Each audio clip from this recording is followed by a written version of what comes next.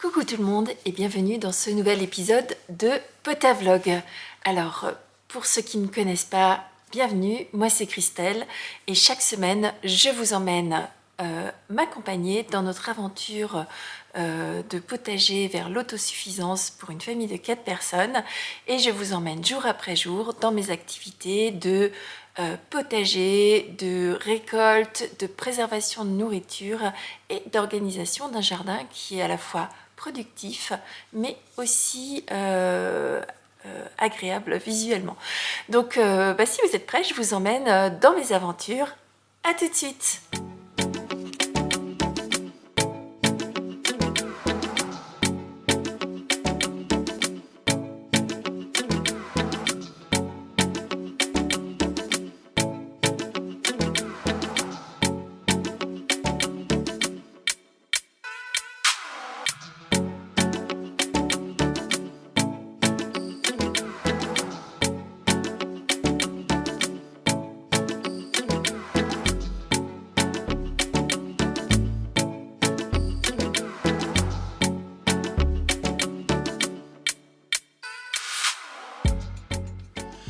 Alors, en ce samedi 22 avril, on a commencé par pelleter toute cette fameuse monstrueuse quantité de pouzzolane pour pailler nos végétaux. Ensuite, on a démarré le creusage ou les allées qui vont être ensuite recouvertes de bâches, puis de paillis d'ardoise. Et donc, on était très contents de notre résultat. On a eu la chance aussi de tomber sur plusieurs orvets qui étaient déjà présents au potager, qu'on a bien sûr préservés et remis en place. Au final, la journée était très productive, on était content du résultat.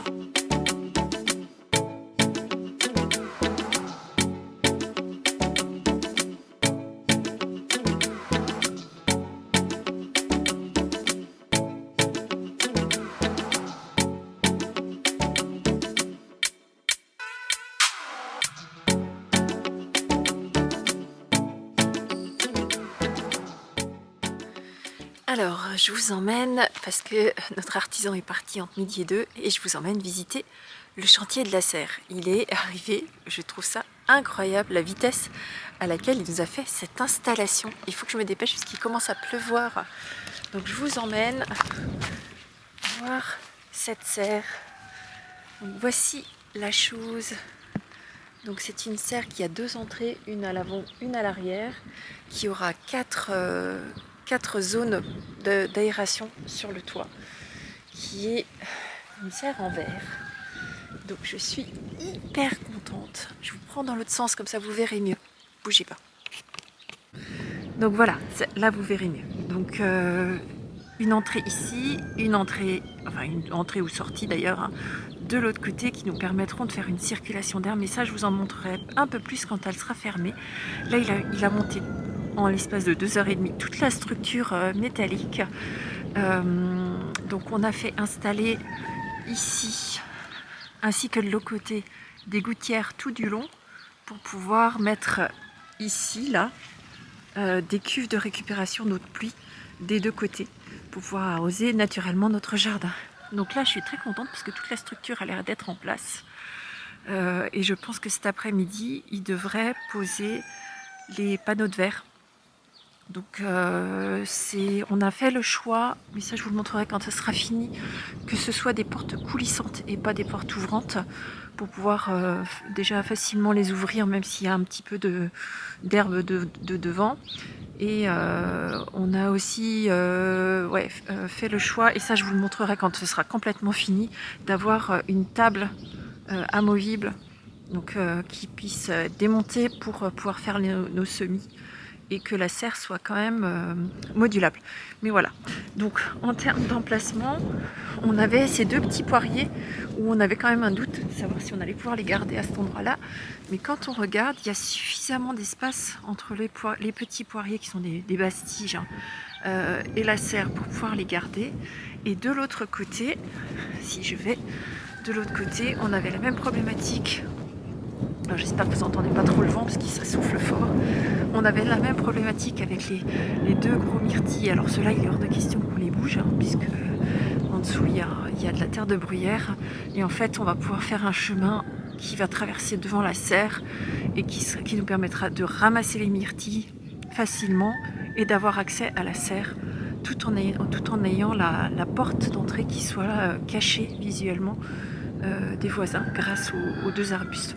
Donc voilà, comme d'habitude, vous avez les coqs de mes différents voisins qui vous font un petit chant. Ils sont déréglés ces coqs, hein. Ils chantent à midi généralement. Donc voilà, la serre, je suis extrêmement contente de son installation. On va pouvoir maintenant, quand ce sera fini, à partir de demain, on va pouvoir commencer à aménager tous les pourtours et commencer à installer les zones de culture. Donc là, j'ai hâte. Alors, je vous retrouve parce que notre serre est finalement installée et je vous emmène faire la visite. Donc, on a, comme je vous disais, la première porte. Alors, je vous laisse rentrer dans cette serre. Fermée, j'espère que ça ne fera pas un son trop désagréable. Donc, je vous présente la serre dans laquelle nous allons cultiver. Donc, c'est une serre qui fait au total 5,80 m de long par 2,50 m de large. On y retrouve, alors je vais le mettre dans l'autre sens, comme ça vous n'aurez pas le soleil en plein. Donc on y retrouve une porte ici, ainsi qu'une deuxième porte de l'autre côté, pour qu'on puisse créer un courant d'air dans la pleine saison. On a au niveau, alors je vais vous montrer ici, on a 4 Velux qui sont là, avec des vérins qui permettent l'ouverture automatique pour créer pareil une aération et pour éviter que la serre devienne trop chaude. Donc on en a mis 2 à l'est et 2 à l'ouest, puisque notre serre a deux pans. On a aussi fait installer ici un filet d'ombrage que je vais tirer comme ça. Je ne serai plus trop embêtée par le soleil. Donc un filet d'ombrage qu'on peut tirer sur la moitié, ainsi que l'autre moitié, donc de manière indépendante. Hop, donc là vous voyez, hein, on a la moitié de la serre qui est à l'ombre, l'autre moitié qui est en plein soleil. Donc c'est à la fois un filet d'ombrage, mais c'est aussi un filet qui est thermorégulant, dans le sens où ça va garder la chaleur pour nos semis pour la nuit, donc nous permettre de gagner quelques degrés. C'est une toile. Donc c'est super intéressant. Et donc on retrouve ici là la fameuse table de préparation de semis. Alors c'est une table qui est amovible, donc on a demandé à ce qu'on puisse l'enlever, puisqu'en début de saison, moi je vais pouvoir travailler à hauteur debout. Par contre, en pleine saison, quand tout sera planté, on n'aura plus besoin de faire des semis. Ou en tout cas on le remettra plus en fin de saison, et donc on enlèvera la table pour permettre à nos végétaux de monter. Donc voilà, on est très content de cette installation. Donc maintenant, il va falloir qu'on s'attaque à ceci, qui est notre terre qui est vraiment de mauvaise qualité. Et donc pour cela, on a fait venir 2 énormes big bags, je vais rester à l'ombre, 2 énormes big bags de terre amendée. Et donc ça va être la prochaine étape. Alors je pense que je vais vous épargner le pelletage de 2 tonnes de terre à l'intérieur de la serre et aux alentours de la serre, parce qu'à l'heure actuelle, si vous regardez ici, attendez, je vous reprends dans l'autre sens. Comme vous pouvez voir ici, donc on avait mis les boisseaux légèrement au-dessus du sol de la terre, puisque au-dessus du niveau du sol, puisqu'on était très peu, notre terre étant de mauvaise qualité, on savait qu'on allait devoir l'amender par des apports. Donc on est aujourd'hui ici, là, partout, hein. Si vous regardez, ici on a du jour, donc là pour l'instant il y a l'air qui passe, et donc on va devoir remonter la terre jusqu'à peu près ce niveau-là pour déjà fermer les entrées d'air et créer un sol de bonne qualité. Donc on va faire ça à l'intérieur de la serre et aux abords de la serre tout autour. Donc ça ce sera notre prochain travail, en espérant qu'il ne pleuve pas trop, parce que là j'en ai assez, il pleut tout le temps, tous les jours, ça devient compliqué d'avancer. Donc voilà pour mon terrain de jeu à venir. Je suis ravie, je suis d'autant plus ravie que c'est mon cadeau d'anniversaire, puisqu'aujourd'hui c'est mon anniversaire, donc un magnifique cadeau pour moi. Donc je vous retrouve dans la suite des aventures pour la mise en place de cette serre d'un point de vue maintenant végétatif et paillage et sol et tout ça.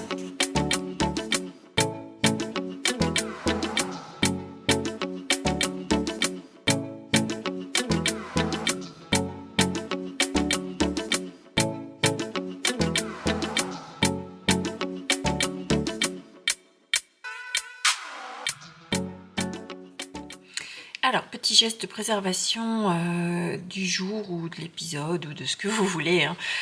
L'une de vous m'a parlé de la possibilité de transformer les feuilles de cassissier en tisane. Alors, ça m'a beaucoup intriguée, donc je suis allée voir, puisque bien sûr, enfin pas bien sûr, mais j'ai 2 cassissiers actuellement au potager. Et donc, j'ai plein de jolies feuilles de cassissier. D'ailleurs, regardez la beauté de ces feuilles, je les trouve vraiment sublime. On dirait parfois, je trouve qu'elle ressemble un peu à des feuilles d'érable, que j'aime beaucoup. J'ai plusieurs érables japonais dans mon jardin. Un jour, je vous emmènerai vous les montrer. Donc, je suis allée voir sur Internet les bienfaits ou du moins le goût ou tout ce qui allait autour du feuille de cassissier. Et alors, j'ai découvert vraiment que c'était une merveille d'un point de vue santé, d'un point de vue apparemment goût, d'un point de vue tout ce que vous voulez. Donc je me suis dit que j'allais suivre les recommandations de l'une de vous et que j'allais faire une petite récolte et que j'allais sécher ces feuilles de cassissier. Alors par contre, je les trouve un peu grandes pour les sécher telles quelles, du moins ça va prendre beaucoup de temps. Donc ce que j'ai fait, puisque vous voyez, j'ai ressorti ma petite grille. Ce que je fais, c'est que je prends ces feuilles de cassissier et je les coupe en petites lamelles. Alors j'ai un autre ciseau qui me permet d'aller plus vite, mais finalement j'aime bien prendre mon temps en ce début de saison. Donc voilà, je les découpe en petits morceaux pour qu'elles sèchent plus rapidement et je les étale sur ma grille de séchage. Donc je vais préparer tout à l'heure un petit bocal qui me permettra d'identifier ce que c'est, parce qu'une fois que c'est tout découpé, ça peut se mélanger avec d'autres, on va dire, herbes ou feuilles séchées. Donc là, sur ma grille, actuellement, j'ai des feuilles de menthe. Alors vous pouvez voir avec les feuilles de menthe de la semaine dernière, on voit bien que les températures se réchauffent, que ma menthe prend de l'ampleur. Maintenant, les feuilles de menthe qui étaient, on va dire, grandes comme ça avant, là maintenant sont bien grandes. Donc j'en garde, voilà, au fur et à mesure qu'elles se développent, j'en garde un petit peu. Et donc toute cette partie droite, eh bien je coupe quelques feuilles de cassissier pour démarrer mon petit stock de cet hiver. Donc j'ai vu que c'était une plante, ces feuilles de cassissier, qui avaient des vertus médicinales non négligeables, anti-inflammatoires, qui permettaient de réduire aussi les problématiques d'arthrose. Donc moi je suis quelqu'un qui souffre d'arthrose dans un de mes genoux suite à une opération quand j'étais plus jeune. Et donc c'est avec grand plaisir que je vais tester tous les bienfaits de cette plante. Alors elle en a de multiples. Je vais voir si je peux vous retrouver ce que j'ai retrouvé et je vous en parlerai un peu plus tard dans la vidéo pour vous donner tous les bienfaits de ces feuilles de cassissier. En tout cas, merci à toi si tu repasses par là pour cette excellente recommandation. J'ai appris quelque chose et j'en suis extrêmement contente et fière. Maintenant, il faut aussi que je goûte. Je pense que je vais me faire une infusion pour voir quel est le goût, parce que ça me permettra d'équilibrer mes mélanges. Je pense que alors j'adore les infusions à base de cassis, de baies de cassis. Donc il est possible, je vais faire un test. Je vais déjà faire une infusion avec juste les feuilles. Et si pour moi ça n'a pas forcément le goût que je voudrais, je pense que je déshydraterai des petites baies de cassis ou de groseille pour le mélanger aux feuilles, pour donner plus de goût à mon infusion. Mais ça, on verra ça plus tard quand on aura fait des récoltes. J'ai vu que j'avais plein de petits cassis en préparation sur mes plants. Alors je suis contente parce que c'est la première année que ces plants vont donner. On les a installés l'année dernière. L'année dernière, on a enlevé tous les fruits pour bien qu'ils s'installent et qu'on ne les fatigue pas. Et puis cette année, ben, ça a payé, hein. Ils sont recouverts de petits cassis. Donc je suis très contente. Mais ça, je vous montrerai quand je ferai les petits mélanges. Donc voilà, pour le petit geste de préservation, je pense que je vais à minima inclure un geste de préservation à chacune des vidéos. Parce que je trouve que voilà, ça fait partie de mon quotidien aussi, hein, un petit peu chaque jour. Parce que plutôt que de faire beaucoup en une fois, mais un petit peu chaque jour, ça fait sens. Ça fait quelques minutes par-ci par-là et à la fin, ça fait des grosses récoltes et de gros stocks. Donc voilà, allez, à tout à l'heure. Je vous fais un tout petit tour sur où sont mes semis actuellement. Donc ici, on a un basilic à grandes feuilles, alors qui a poussé un peu en orgueil. Donc bon, il faudra qu'il se renforce un petit peu une fois à l'extérieur, mais je pense que ça ira bien. Ici, on a du basilic à petites feuilles, donc j'aime bien faire les deux. Donc voilà, ici, on a un basilic à petites feuilles, et ici, c'est plutôt à grandes feuilles. J'aime bien les deux, en fait. Je sais pas, je trouve qu'ils n'ont pas tout à fait le même goût. Ici, on a de la verveine citronnelle, quelques par-ci par-là plants de betterave jaune qui attendent d'être piqués. Donc ça, ce sera certainement pour dans les prochains jours, là, parce qu'il commence à être un peu grand pour le pot. On a ici et là, et à d'autres endroits, hein, des œillets d'Inde. Ici, il y a des poireaux qui continuent leur vie, que je vais sortir pour qu'ils se renforcent un petit peu.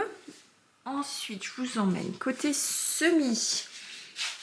On a ici, ainsi que ici, et puis un petit peu derrière, des tomates qui sont à différents stades. Donc, comme on peut le voir, je vais essayer de les sortir et que vous n'ayez pas trop de contre-jour. Bon, ben, ils ont un bon pied où le bas est bien foncé, la tige est bien épaisse et avec des beaux développements de feuilles. Donc ce sont des tomates que j'ai semées début du mois de mars. Alors vous voyez qu'il y en a, ben, il y a différentes variétés, hein, et en fonction des variétés, elles ont différents stades de développement avec différentes feuilles aussi. Donc ça c'est cool. Les plus grandes, ce sont une variété dont je ne connais pas le nom, qu'on a récupéré il y a quelques années, qui font des énormes tomates de presque 1 kg avec une chair quasiment sans pépins, mais avec une peau extrêmement fine, donc elle ne se garde pas. Par contre, elle est succulente, magnifique. Ensuite, ici, j'ai quelques plants de poivrons, j'en ai 3. Cette année, j'ai pas bien réussi mes poivrons. J'en ai pas beaucoup qui ont germé, donc il faudra certainement que je m'approvisionne en jardinerie. Ensuite, bon bah là encore des tomates et puis quelques œillets d'Inde. Et ici, alors je suis désolée pour le contre-jour, hein, mais elles ont besoin de soleil. Les grands ici, ce sont des piments d'Espelette, d'ailleurs, qui sont, je sais pas si vous le voyez, à certains endroits. Ici, là par exemple. Hop. Ici, là, elles sont déjà en fleurs. Alors pour les polliniser, moi je les secoue juste, c'est un peu comme les tomates. Ils sont auto-fertiles, donc je les secoue pour que les fleurs s'auto-pollinisent. Et ici en bas, ça, ce sont aussi des piments. Ce sont des piments dits des piments végétariens. Alors c'est la première année que j'en fais. C'est très rigolo parce que ça reste très bas. C'est un développement qui est complètement différent des autres piments. Je suis très curieuse de voir ce que ça va donner. Et puis au milieu, là, on a encore du basilic à grandes feuilles. Donc tout le monde attend de sortir avec impatience. Et qu'est-ce que j'ai fait ce week-end, en plus de tous les travaux que je vous montrerai tout à l'heure? C'est j'ai fait quelques semis. Donc ici, on a 2 fois du pâtisson, 2 fois des butternuts. Dans chacun des pots, j'ai mis 3 graines pour m'assurer une germination et sélectionner le plus gros ou le plus beau des plants à chaque fois. Ici, ainsi qu'ici, ce sont que des melons. Alors pourquoi? Tout simplement parce que j'ai déjà une ancienne serre et dans l'autre serre, je vais simplement planter que des melons cette année. Donc j'aimerais essayer de les tutorer et de les faire pousser en hauteur. J'ai vu ça sur une vidéo d'un producteur allemand, enfin d'un jardinier allemand.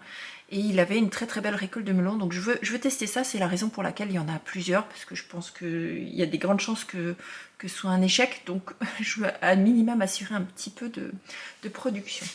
Les gros pots ici, ce sont les différentes variétés de courgettes. Pareil, alors il n'y en a que 5 des pots, mais dans chacun d'entre eux, il y a 2 à 3 graines pour m'assurer d'avoir 5 plants. Et les petits plants ici, enfin les petits pots, 1, 2, 3, 4, ici, ce sont des cornichons de Paris. Pareil, 2-3 graines par pot et je sélectionnerai la plus jolie. Ensuite, on a un peu plus loin ici tout ce petit monde qui attend d'être mis en terre. On a une lavande qui attend sa place à un endroit du potager que j'ai pas encore préparé, donc elle attend gentiment, mais vous voyez qu'elle voilà, elle veut sortir, Ici j'ai un artichaut, plein de plants ça c'est des brocolis. Il me reste un chou-fleur ici qui commence à être un petit peu pas trop en forme. Et j'ai rempli cette barquette avec de nouveau des salades que j'ai fait. Pareil, elles font des grandes feuilles parce qu'elles ont besoin d'aller au froid. Donc voilà pour les semis. En ce qui me concerne, demain, je pense que je vais rempoter les 3 piments d'Espelette, pardon. Il y en a 1, 2 et 3, les plus grands. Je vais les mettre dans des plus grands pots. Ces piments-là, je vais les garder en pot, je pense, parce que ce sont des plantes bisannuelles, c'est-à-dire qu'elles vont produire cette année, elles vont continuer à produire tout au long de l'année, et certainement que la plus belle des récoltes sera l'année prochaine. Donc je vais les garder en pot, je les sortirai dans la serre, mais ils seront cultivés en pot. Donc là, elles ont un pot qui commence à être un petit peu, ou elles commencent à être un peu à l'étroit, j'estime qu'elles sont à l'étroit, donc je vais leur donner un peu plus d'espace. Donc voilà, et il y a le soleil qui est enfin en train d'arriver après je sais pas combien de temps de pluie, donc c'est cool ça. Alors, coucou, je vous retrouve à ma pause de midi et du coup j'en ai profité puisqu'il faisait beau. Il y avait une petite accalmie dans la pluie pour aller faire ceci. Alors, qu'est-ce que c'est? Alors nous, on a, je vous ai dit dans une précédente vidéo, on a une terre de mauvaise qualité. Donc on avait déjà commencé à l'amender et donc forcément quand vous amendez une terre mais que vous la cultivez pas, il y a un certain nombre de choses qui arrivent, des mauvaises herbes ou des herbes indésirables.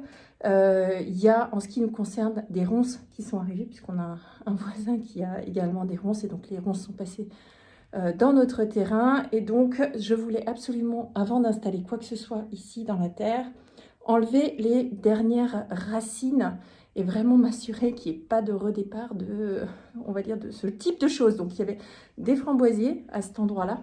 Ici, dans le coin, ici, il y avait des framboisiers. Donc, je me suis assurée de bien avoir tout enlevé. Et on était déjà passé une première fois. Et regardez, il reste encore un bon peu. Est-ce que vous voyez quelque chose? Oui. Là, ici, il reste encore pas mal de racines à enlever. Je n'ai pas tout à fait terminé. J'essaie de pas trop remuer la terre. Mais bon, je le fais une bonne fois pour toutes.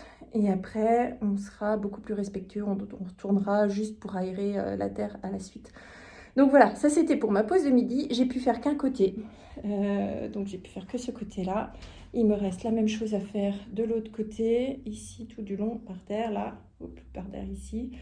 J'en ai profité pour boucher, enfin, du moins pour combler l'espacement. De ce côté-là, il me reste encore l'autre côté. Et après, ma serre va pouvoir rentrer en activité. Alors là, il y a un rayon de soleil et immédiatement, j'ai tiré la toile d'ombrage parce qu'il fait une chaleur incroyable. D'ailleurs, je pense que je vais aller chercher un thermomètre pour mettre dans la serre, pour voir à quelle température je suis, sachant qu'à l'extérieur, il doit faire une 10-12 degrés aujourd'hui. Donc, je serais très curieuse de voir la différence. Donc, je vous tiens informée.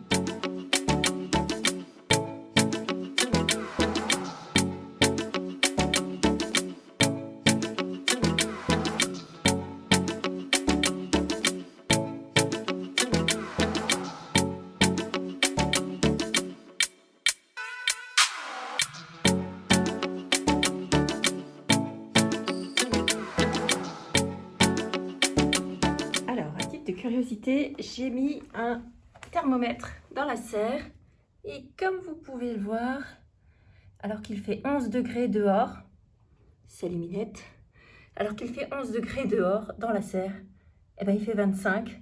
Et effectivement, c'est ce que je pensais, parce que si on regarde sur la partie haute, les vérins se sont ouverts, ce qui veut dire qu'il fait chaud et donc la serre a automatiquement ouvert les vérins pour aérer et éviter que ça devienne une étuve. Donc tout fonctionne correctement. Et en ce qui me concerne, mon boulot du jour, c'est de finir d'enlever les différentes racines. Donc comme vous pouvez le voir, j'ai bien avancé. Il me reste encore cette partie-là. Donc j'en ai profité du coup pour bien boucher, enfin du moins relever de la terre actuelle. Hein. Vous le voyez pas, vous avez l'impression que c'est une bonne terre, mais c'est vraiment juste une partie supérieure qui est bonne. En dessous, c'est de l'argile, comme on le voit ici. Hein. Ici, on voit bien, c'est de l'argile, c'est limite de la pâte à modeler. Donc, une fois que ça, ce sera terminé, que j'aurai fini d'enlever toutes ces racines, je pourrai enfin emmener la terre amendée et on sera prêt pour démarrer dans cette serre. Alors, j'ai hâte. Bon, allez, je vous laisse parce que il faut que je continue à retourner cette terre pour certainement la seule et unique fois. Puisqu'après, je vous l'ai dit, hein, on jardinera en sol vivant. Je suis très contente par contre parce qu'il y a vraiment une vie déjà dans cette terre, bien qu'elle soit argileuse. J'ai beaucoup de vers de terre, j'ai beaucoup de bestioles déjà dans toute notre terre, donc plutôt bon signe. Il y a du potentiel, J'en profite pour vous montrer tous les petits pois qui sont bien levés et en pleine forme. Alors ce qui est rigolo, je suis pas sûre que ce soit bien rigolo, c'est que vous voyez, j'ai mis un grillage entre les deux pour servir de tuteur, et toute la partie qui est de ce côté, donc plein sud, ils sont impeccables.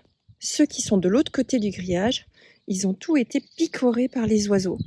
Alors je sais pas si les oiseaux ont un sens dans lequel ils préfèrent voler, mais en tout cas ils ont tout mangé. Alors vous pouvez le voir ici, hein. Voilà, des petits rescapés où vraiment ils sont minuscules et ils ont été vraiment très, très agressés. Alors que voilà, tac, on tourne et puis tout de suite derrière, il y a vraiment une belle rangée. Donc je sais pas, faudra que je vois si c'est récurrent ou si c'est juste cette année ou s'il y a eu un gourmand qui est venu s'installer de ce côté du grillage, on verra. La suite au prochain épisode. Moi je retourne travailler. Je pense que je vais faire le montage de ce vlog maintenant et que vous verrez la suite des aventures dans l'épisode suivant. Je vous souhaite une très belle semaine.